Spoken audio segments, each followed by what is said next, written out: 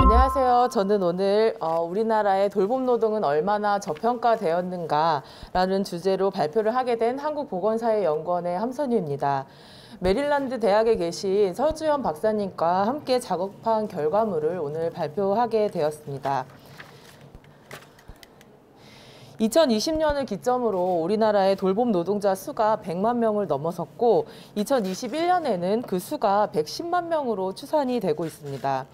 돌봄 종사자, 그중에서도 장기요양 보호사를 포함하는 돌봄 및 보건 서비스 종사자의 숫자가 가파르게 증가하고 있음을 확인하실 수 있습니다. 이처럼 돌봄 노동자의 숫자가 110만 명을 넘어설 정도로 증가한 데에는 돌봄 정책의 확대가 있습니다. 가구 구조와 부양 의식의 변화로 우리 사회의 돌봄 공백이 가시화되면서 돌봄의 사회적 책임을 강조하는 다양한 돌봄 정책들이 지난 10여 년간 도입되었고 큰 폭으로 확대되었습니다. 이러한 맥락에서 돌봄 노동자의 규모가 큰 폭으로 늘어났으며 향후에도 이들의 숫자는 지속적으로 늘어날 것으로 예측되고 있습니다. 이와 같은 사회적 맥락에서 돌봄 일자리의 수는 그동안 주요 선거철마다 모든 후보의 공약으로 내세워질 만큼 강조가 되어 왔는데요. 그에 비해서 그 일자리의 질적인 측면은 그다지 주목을 받아오지 못했습니다. 본 연구에서는 돌봄 일자리의 규모가 아닌 질적인 측면을 살펴보고자 합니다. 돌봄 일자리가 가파르게 증가하는 사이에 돌봄 일자리의 질은 개선되었을까? 해외 국가들과 비교해 우리나라의 돌봄 노동자의 보상 수준은 어떠한가? 돌봄 일자리의 근로 환경은 어떠한가를 살펴보고자 합니다. 이를 위해서 우리나라의 지역별 고용조사와 근로환경조사, 그리고 유럽과 미국의 근로환경조사를 분석하였습니다. 본 연구에서는 돌봄직으로 다음과 같은 직업군을 포함하였습니다. 요양보호사, 간병인, 장애인 돌봄 서비스 종사원은 포괄하는 돌봄 및 보건 서비스 종사자, 사회복지사 보육교사를 포함하는 사회복지 관련 종사자, 그리고 가사와 육아 도우미를 포함하였습니다. 국제 비교의 경우에 직업과 산업이 상세하게 분류가 되지 않는 관계로 불가피하게 퍼스널 서비스 워커와 퍼스널 케어 워커, 클리너, 헬퍼의 직업이면서 동시에 교육, 보건복지, 그리고 가구 내 고용의 산업에 종사하는 이들을 돌봄직으로 보았습니다. 본 연구에서는 돌봄의 임금의 절대적인 값보다는 우리 사회의 다른 직종들과 어떠한 차이를 나타내는지 상대적 차이에 주목을 하였습니다. 이를 위하여 대조 집단으로 전문 돌봄직, 즉 협의회 돌봄직을 제외한 보건과 교육업에 종사하는 이들을 대조 집단으로 보았습니다. 또 다른 대조 집단으로는 서비스직을 포함하였고 제조업도 그 대조 집단으로 분석에 포함을 하였습니다.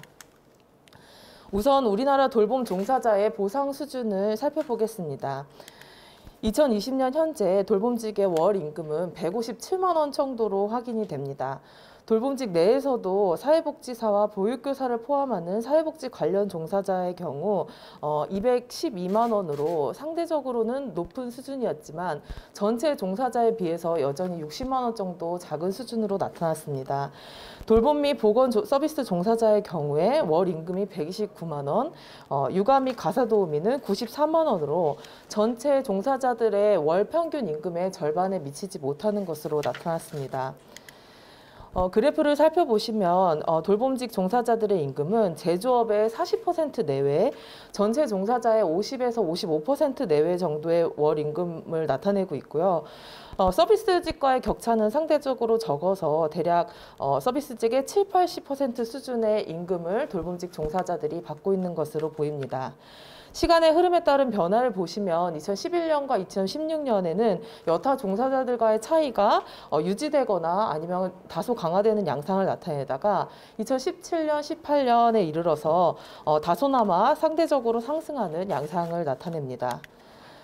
그렇다면 다른 국가들에서도 이처럼 돌봄직의 임금이 여타 직업이나 산업에 비해서 작은지 살펴보았습니다. 국제 비교를 결과를 보시면 그렇지 않다는 것을 확인을 하실 수가 있습니다. 돌봄직의 월 임금 중위값은 여타 대조 직업군들의 이제 다른 국가에서는 70에서 90% 정도를 기록을 하고 있고, 특히 대부분의 국가에서 서비스직에 대비할 때 돌봄직의 임금은 더 높거나 아니면 같은 정도로 나타나는 것을 확인을 할 수가 있습니다. 그러나 우리나라에서는 중위 임금을 기준으로 봤을 때 전체 종사자의 40에서 50% 수준에 머물러 매우 상대적으로 낮은 임금을 나타내고 있다는 것을 확인을 하실 수가 있습니다. 이처럼 낮은 월 임금은 일부 낮은 근로시간에 기인을 할 수가 있습니다. 주당 근로시간을 살펴보시면 여타 직군에 비해서 돌봄직의 근로시간이 상당히 짧다는 것을 확인을 하실 수가 있습니다. 2020년을 기준으로 보시면 평균 31시간, 주당 평균 31시간을 나타냈고, 특히 월임금 수준이 낮았던 보건 및 돌봄 서비스 종사자의 경우 29시간, 육아 및 가사도우미의 경우 28시간 정도를 나타내고 있습니다. 이러한 근로시간은 흐름에 따라서 더 감소하는 추세에 있음을 확인을 하실 수가 있습니다. 여타 직군과의 차이를 살펴보시면 전문 돌봄직에 비해서 근로시간이 지속적으로 줄어들고 있음을 확인을 하실 수가 있습니다. 전체 종사자들의 주당 근로시간 차이는 대략 6시간 정도로 그 시간차가 지속적으로 유지가 되고 있습니다. 이는 이제 전체 종사자들의 근로시간이 감소하는 만큼 돌봄직의 종사자들의 근로시간도 동일한 폭으로 감소하였음을 확인할 수 있습니다. 돌봄직의 이 같은 짧은 근로시간이 어디에서나 나타나는 현상은 아닙니다. 우리나라 돌봄직 종사자들의 상대적인 근로시간 차이는 본 연구에서 분석한 모든 국가들에 비해서 가장 크게 나타납니다. 핀란드, 프랑스, 포르투갈, 영국 등에서는 전체 노동자들의 평균 근로시간과 돌봄직의 근로시간의 차이가 아예 없었고, 11시간을 기록한 네덜란드를 제외한 모든 국가에서 8시간 이하 차이를 나타냈습니다. 반면에 이제 동일한 그 직업과 산업군으로 분류된 한국의 돌봄직 같은 경우는 여타 그 전체 노동자에 비해서 13시간 정도 근로시간이 짧게 나타났다는 것을 확인을 하실 수가 있습니다. 이는 우리나라 돌봄직 종사자들의 짧은 근로시간이 돌봄 노동의 특수한 상황이라기보다는 우리나라의 제도적인 환경에 의해서 나타난 결과라는 점을 시사를 합니다. 더불어 이처럼 짧은 노동시간은 일부 불안전 취업의 결과라는 점 역시 주목할 필요가 있습니다. 여타 직종의 경우 본인이 원하는 근로시간에 비하여 더 많은 근로시간을 일하고 있는데, 돌봄직의 경우에 본인이 원하는 근로시간에 비해서 더 짧은 시간을 일하고 있습니다. 특히 돌봄 서비스 종사원과 육아 도우미의 경우 각각 본인이 원하는 시간에 비해서 주당 2.1시간, 1.6시간 정도 짧게 일하고 있었고, 만약 이들이 본인이 원하는 만큼 일을 하게 된다면 월 임금은 대략 5에서 6% 증가할 가능성이 있습니다. 그렇다면 이렇게 짧은 근로시간을 감안해서 시간당 임금 수준은 어떠한 수준인지 살펴보았습니다. 시간당 임금 역시 전체 노동자들에 비해서 작은 편이기는 하나 그 격차 수준은 월 임금에 비해서는 작은 상황입니다. 서비스직과 비교해 볼 때 돌봄직의 종사자의 시간당 임금은 서비스직에 대비하여 대략 90% 수준을 기록했습니다. 그러나 여전히 전체 종사자의 60에서 68% 수준, 제조업의 56에서 60% 수준의 시간당 임금 수준을 나타내고 있습니다.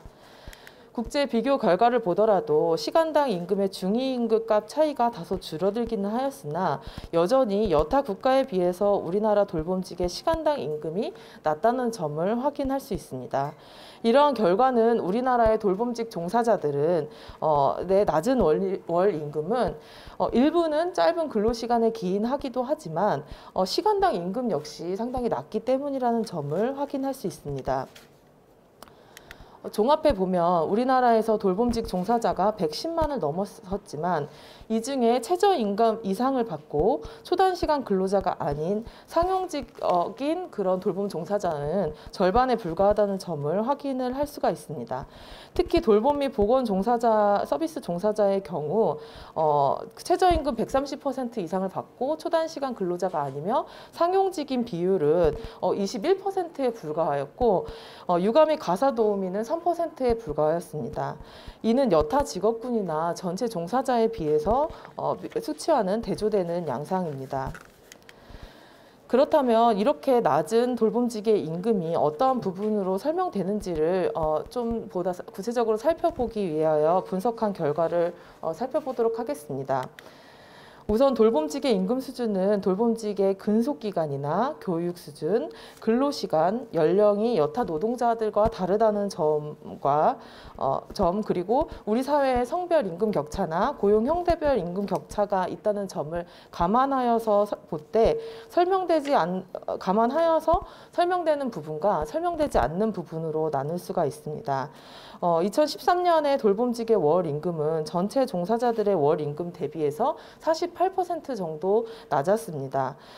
그런데 만약에 비돌봄직인 사람들이 돌봄직과 똑같은 성, 연령, 교육 수준, 그리고 근로시간, 고용 형태를 나타낸다고 했을 때 그 사람들의 가상의 임금은 158만 원이 되고 158만 원으로 줄어들었고, 결국은 이제 이러한 특성 차이로 인한 부분이 한 34% 정도를 차지하는 것으로 해석할 수 있습니다.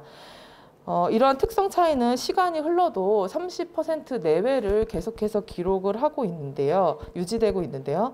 반면에 이러한 요인들로 설명되지 않는 부분은 14% 내외를 나타내다가 19년에 이르러 10%로 줄어들게 됩니다.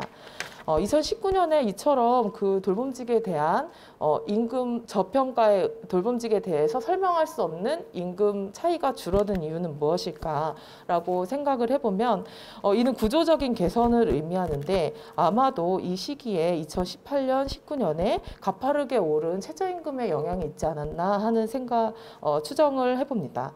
노인 장교양 수가를 보시면 2008년 제도 도입 이래로 4년 동안 동결되다가 이후에 경련으로 소폭 상승을 하는 양상을 나타냅니다. 그러다가 최저임금이 이제 가파르게 오른 2018년에 이르러서 약 14.7%가량 그 수가가 상승을 하게 됩니다.